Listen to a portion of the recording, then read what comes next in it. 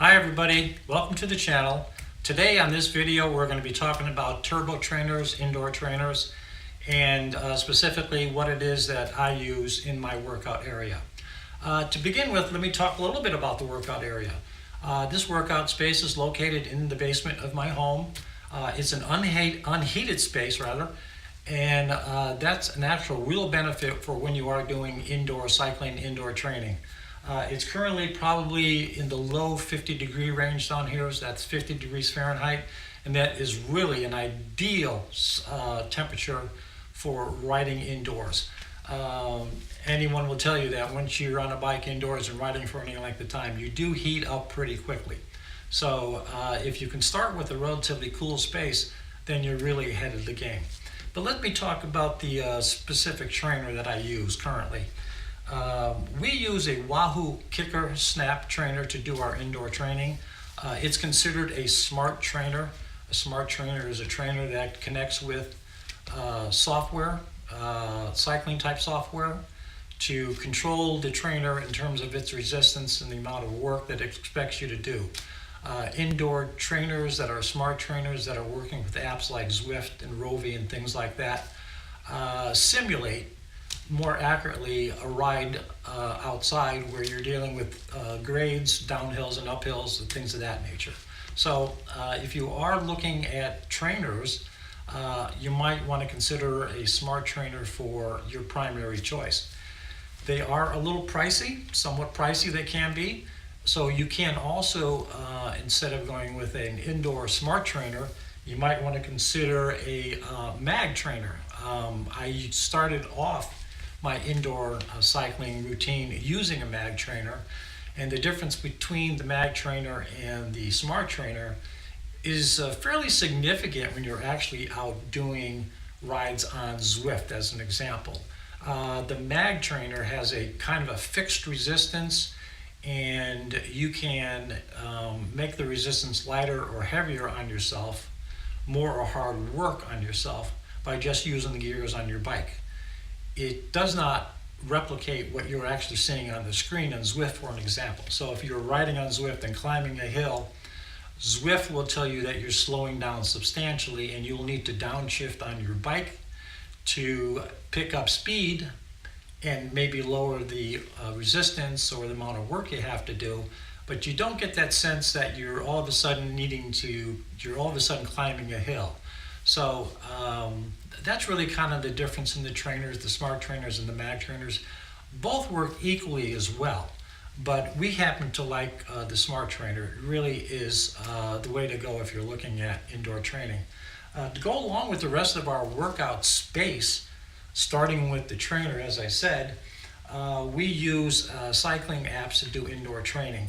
Cycling apps essentially help you, well, they're actually kind of basically a distraction, because indoor cycling, working out on an indoor trainer, is not a lot of fun and can get really monotonous, and you need sort of a distraction to help you work through that sort of thing. So applications like Zwift have come along, and applications like Rouvy, which I have up here on the screen, come along to give you the sense of riding outdoors, whether it's through a virtual world like Zwift, or Rouvy, where you ride along on routes that were filmed by other professional riders, and give you the sense of actually being somewhere else than sitting indoors on your trainer.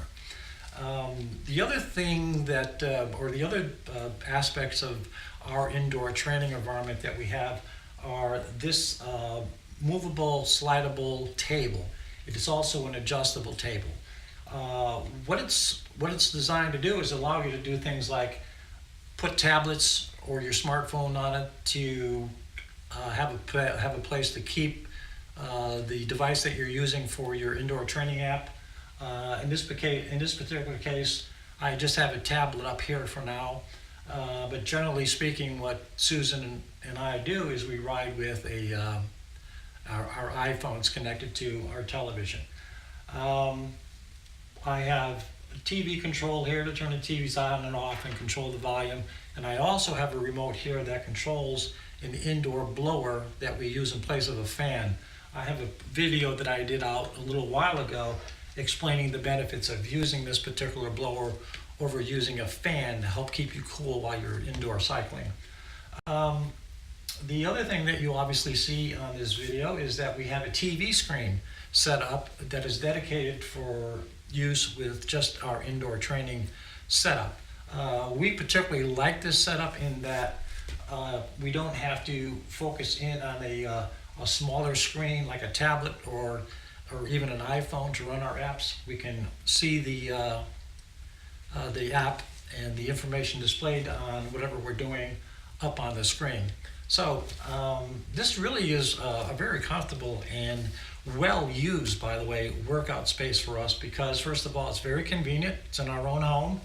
As you can see, we have a fair amount of light coming in from outside, so it isn't a dungeon type of effect.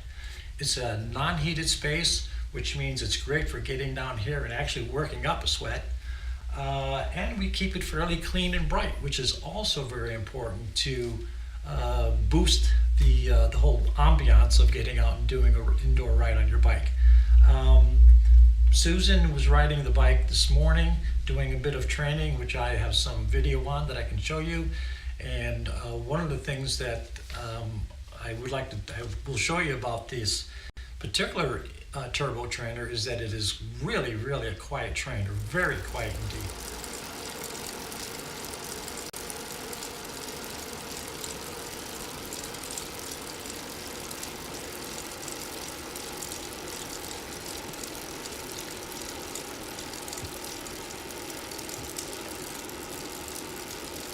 That's probably one of the other key things that you might want to think about when you're looking at indoor trainers, specifically if you're in a situation where you live somewhere where someone lives below you in an apartment complex or a condo or something like that.